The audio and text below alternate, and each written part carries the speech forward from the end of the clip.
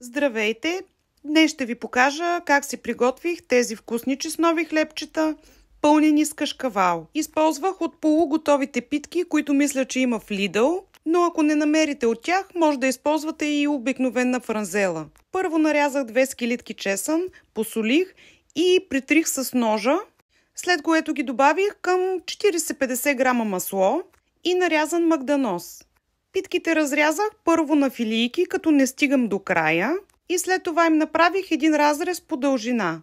С помощта на нож във всеки един от напречните разрези набутах по малко масло, а този по средата внимателно разтворих и го напълних с кашкавал. Кашкавала е опция, на мен така повече ми харесва, може да го пропуснете и ще получите класически чеснови хлебчета.